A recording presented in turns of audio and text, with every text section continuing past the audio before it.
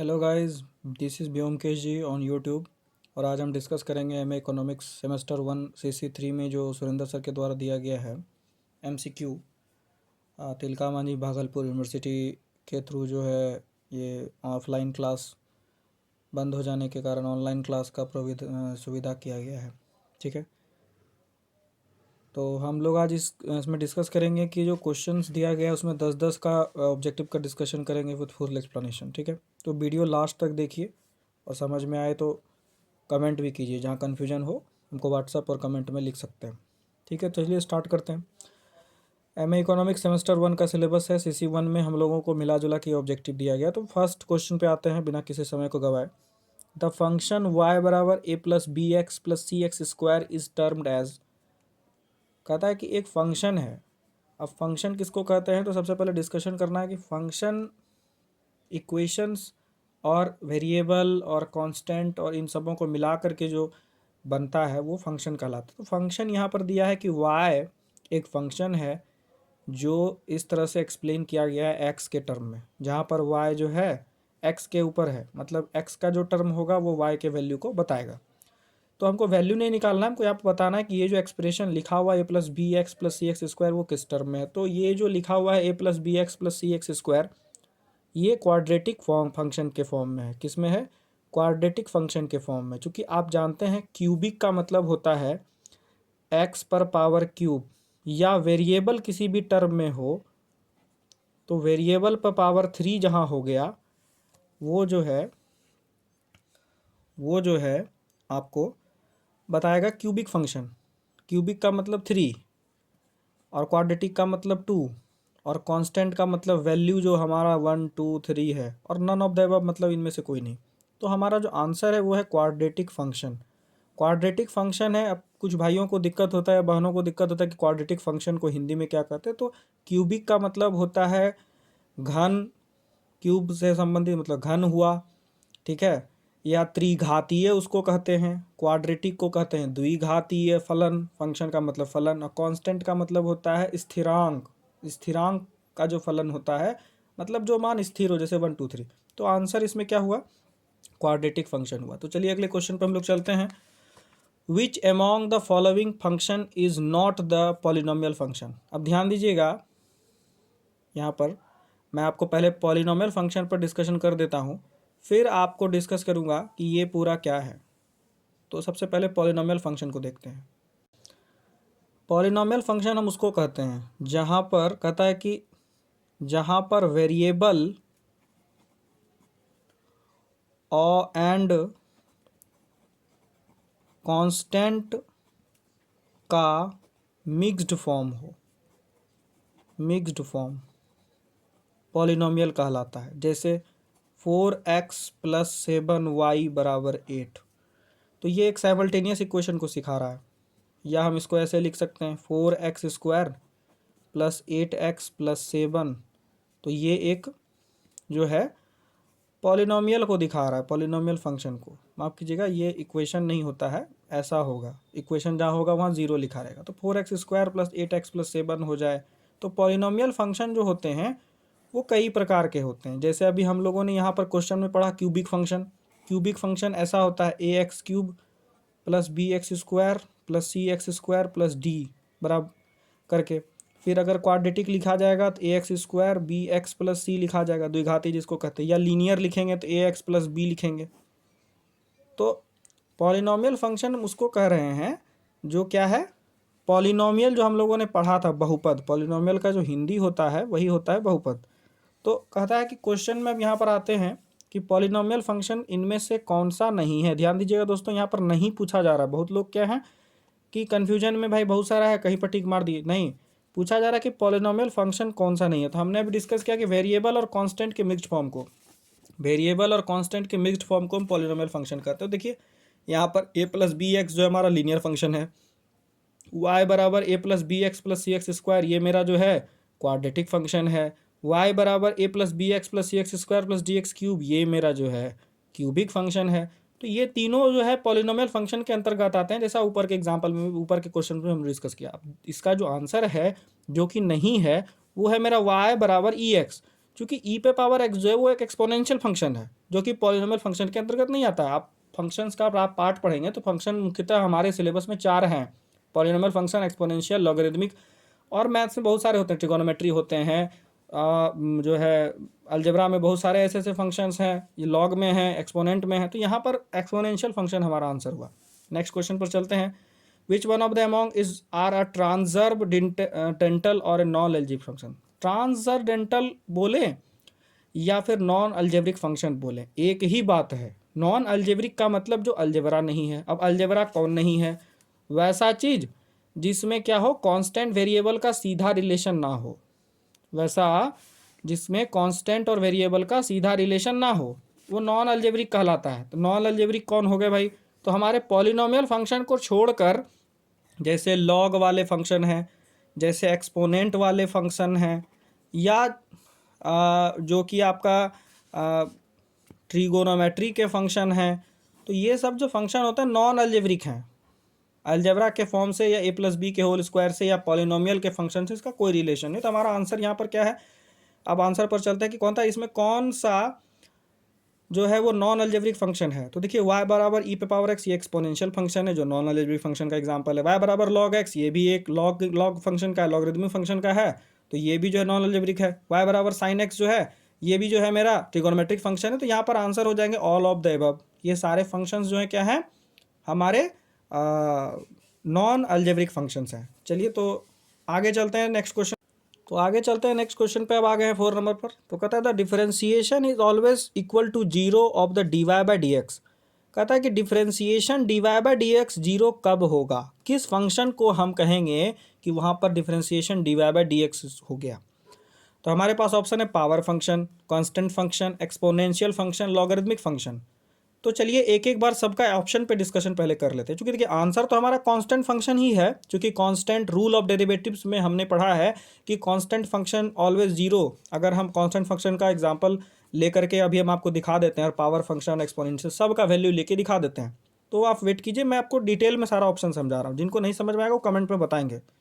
तो देखिए power function पर क्या डिस्कशन होगा। सबसे पहले पावर फंक्शन क्या है। तो पावर फंक्शन हम उसको कह रहे हैं जैसे कि y बराबर x पे पावर 2, ये पावर फंक्शन का एग्जांपल है। अगर हम इसका डिफरेंशिएशन निकालेंगे dy बाई डी एक्स, मतलब यहाँ पर y का डिफरेंशिएशन x के रिस्पेक्ट में, तो d बाई डी एक्स और ये हम x स्क्वायर करेंगे, तो यहाँ पर जो वैल्यू आएगा हमारा वो 2x आएगा। अब ये कैसे आया? तो इसका एक फॉर्मूला है y बराबर x पे पावर n, जो पावर फंक्शन का मेन है, जो बेस है, और उसमें जब हम dy बाई डी एक्स करते हैं तो यहाँ पर nx पावर n-1 है। ये आप क्लास 12th में अगर आपका मैथ्स होगा तो वहाँ पर पढ़ें, नहीं पढ़ें तो कोई बात नहीं, सीधा आप इसको याद भी रख सकते हैं, क्योंकि इसके प्रूफ की आवश्यकता हमारे लेवल पे नहीं है। तो इस हिसाब से ये पावर फंक्शन हो गया। अब कांस्टेंट फंक्शन में जैसे y बराबर 7 लिखा हुआ है, अगर हम इसका dy बाई डी एक्स निकालते हैं तो d बाई डी एक्स और 7 और इसका वैल्यू 0 आता है। तो हमारा आंसर तो कांस्टेंट फंक्शन है, आप समझ गए। ये कांस्टेंट फंक्शन के हिसाब से समझ में आ गई होगी आपको। अब चलेंगे एक्सपोनेंशियल फंक्शन पर। एक्सपोनेंशियल फंक्शन किसको कह रहे हैं? तीसरा पार्ट है, ये दूसरा ऑप्शन था, ये पहला ऑप्शन है। तो y बराबर ई पे पावर x, अगर dy बाई डी एक्स हम करते हैं तो उस केस में d बाई डी एक्स ई पे पावर x, और हम जानते हैं अगर आपने 12th में पढ़ा है या नहीं भी पढ़ा है तो आप बुक में खोल के देख सकते हैं, कहीं पर भी देख सकते हैं कि एक्सपोनेंशियल फंक्शन का डिफरेंशिएशन सेम होता है। तो एक्सपोनेंशियल फंक्शन का value E power x, dy by d x यहाँ पर एक्सपोनेंशियल फंक्शन हो गया। और हमारा लास्ट ऑप्शन है लॉगरिदमिक फंक्शन, जो कि हमारे यहाँ ऑप्शन में दिख रहा है, यहाँ पर है लॉगरिदमिक फंक्शन है। क्योंकि देखिए हम आपको आंसर डायरेक्ट बता सकते थे, लेकिन कुछ हमारे भाई बंधु हैं जिनका कि एम ही नहीं है, पेपर कभी बचपन में नहीं रहा या बेसिक गड़बड़ है, तो मैं डिटेल से बता रहा हूँ। तो y बराबर जो है हमारा लॉग x मान लीजिए, ये लॉगरिदमिक फंक्शन हो गया, एक तरह से हम लॉग ले लिए। अगर इसका हम dy बाई डी एक्स करते हैं तो यहाँ पर क्या होगा, तो d बाय डी एक्स और लॉग x का जो वैल्यू है वो क्या होता है, तो लॉग x का जो वैल्यू है वो 1/x होता है। तो अब देखिए हमारा क्वेश्चन पे जो डिमांड किया गया था वो क्या था कि dy बाई डी एक्स 0 कब होता है। तो देखिए दोस्तों आंसर आपका क्लियर है कि dy बाई डी एक्स कब 0 हो रहा है भैया, तो जब कांस्टेंट फंक्शन है, कांस्टेंट मतलब स्थिरांक पर है। तो हमारा आंसर हो गया कांस्टेंट फंक्शन 7 का 2। अगले पे चलेंगे। अभी जस्ट पढ़ा the derivative of dy by d x of derivative of dy by d x कब क्या होगा, जब y पे पावर xn है। तो अभी जस्ट हमने पढ़ा 1 मिनट पहले दोस्तों। तो dy बाई डी एक्स जब y पे पावर x पावर n हो तो dy by d x n x बराबर n माइनस वन होता है। ये रूल्स ऑफ डेरिवेटिव है, आप हमारे क्लासेस में डिस्कस किए गए हैं सर के द्वारा, और जो ऐसे भी आप पढ़े हैं 12th में, अगर आपका बैकग्राउंड है पढ़े, या एमई अगर आपका होगा तो पढ़ा होगा आपने। तो d y by d x n power x power ये n माइनस वन है। तो हमारा जो आंसर है यहाँ पर ये थर्ड नंबर है। ये बहुत सारे डिफरेंट तरीके लिखे गए हैं क्योंकि ये कन्फ्यूजन के लिए दिया गया है कि हम कन्फ्यूज हो जाएं, कोई दूसरा टिक मारे, लेकिन जिनका कंसेप्ट क्लियर है वो कहीं से भी फॉर्मूला किसी भी तरीके से लिखें वो टिक मार सकते हैं। तो आंसर यहाँ पर n x power n minus one हुआ। तो अब नेक्स्ट क्वेश्चन पर चलते हैं दोस्तों। तो नेक्स्ट क्वेश्चन पे कहता है कि the given total function is T C q cube minus five q square 14 q plus 75 then the M C. तो टोटल फंक्शन कॉस्ट फंक्शन क्या होता है? कॉस्ट फंक्शन हम चैप्टर पढ़े हैं माइक्रो इकोनॉमिक्स में, वहाँ पर कॉस्ट फंक्शन की चर्चा की गई है। तो टोटल कॉस्ट फंक्शन जो है वो हमारा दिया हुआ है, ये total cost function. Total cost function क्या होता है? कुल लागत। कुल लागत मतलब फर्म जो किसी चीज़ का उत्पादन करती है तो जो मूल्य है और जो उत्पादन की गई जो मात्रा है उसका अगर हम वैल्यू मल्टीप्लाई करेंगे तो हमको टोटल कॉस्ट मिलेगा। मतलब ओवरऑल हम कह सकते हैं कि किसी वस्तु या किसी सेवा के द्वारा जो लिया गया मूल्य है प्रति इकाई, वो कुल लागत, उसके गुणनफल को कुल लागत कहेंगे। Total cost equals to the price into output, ये होता है। तो हमको कहा जा रहा है कि मार्जिनल फंक्शन बताइए, मार्जिनल कॉस्ट बताइए। तो देखिए मार्जिनल कॉस्ट निकालने के लिए क्या है, अपने पास टोटल कॉस्ट का वैल्यू दिया हुआ है और हम मार्जिनल कॉस्ट उसको कहते हैं सीमांत आय को, हिंदी इसका क्या हुआ, मार्जिनल कॉस्ट का सीमांत आय। तो सीमांत आय निकालने के लिए क्या करते हैं, d y by d q, और उसमें टोटल कॉस्ट फंक्शन का हम डेरिवेशन लेते हैं। जब टोटल कॉस्ट फंक्शन को हम डिराइव कर मतलब डेरिवेटिव निकालते हैं, इसका डिफरेंशिएशन करते हैं, तो यहाँ पर कुछ ऐसा फॉर्म लिख के उसके बाद हम रूल ऑफ डिफरेंशिएशन के आधार पर इसको डिफरेंशिएट करेंगे। तो क्यूब का क्या हो जाएगा, 3q², 5 कंस्टेंट है तो बाहर आ जाएगा, q² है तो 2q प्लस 14, और ये कंस्टेंट का वैल्यू 0 और q का 1। तो देखिए 3q² माइनस 5 2 जा 10q प्लस 14, इधर तो 0 हो गया। तो ये हमारा आंसर निकला और हमारा ऑप्शन जो होगा वो 3 नंबर है। देखिए यहाँ पर हुबहू हमारे आंसर से मिल रहा है। मैं आपको अपने आंसर से मिला के दिखा दूँ ताकि आपको ऐसा ना लगे कि वहाँ कुछ और है। यहाँ 3q² माइनस 10q प्लस 14 और यहाँ पर 3q² माइनस 10q प्लस 14 है। तो जब किसी फर्म ने कुल लागत इतना था तो उस फर्म का सीमांत आय जो सीमांत लागत जो है ये हुआ 3q² माइनस 10q। तो अब अगले क्वेश्चन पर चलते हैं, क्वेश्चन नंबर 7।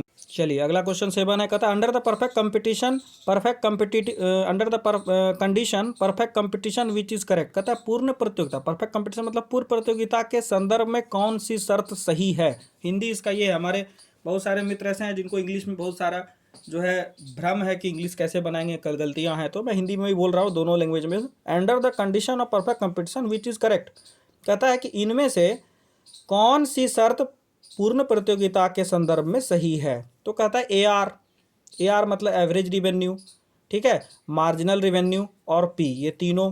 तो हमारे एचओडी सर ने डिस्कस किया था CC1 में जब लिखा रहे थे ये क्वेश्चन परफेक्ट कंपटीशन के लिए, तो उन्होंने बताया कि परफेक्ट कंपटीशन की स्थिति में AR MR और P आपस में बराबर हो जाता है, और जो ये DR बाई डी क्यू और DMR बाई डी क्यू है ये इस सभी शर्त नहीं हो सकता। एवरेज रिवेन्यू का जो हम डिफरेंशिएशन लेंगे वो मार्जिनल रिवेन्यू के डिफरेंशिएशन के इक्वल होगा, यह इस केस में संभव नहीं है, गलतियां हो जाती है, और बोथ ए बी तो होगा नहीं। तो हमारा आंसर इसका है AR बराबर MR और आंसर हो गया P।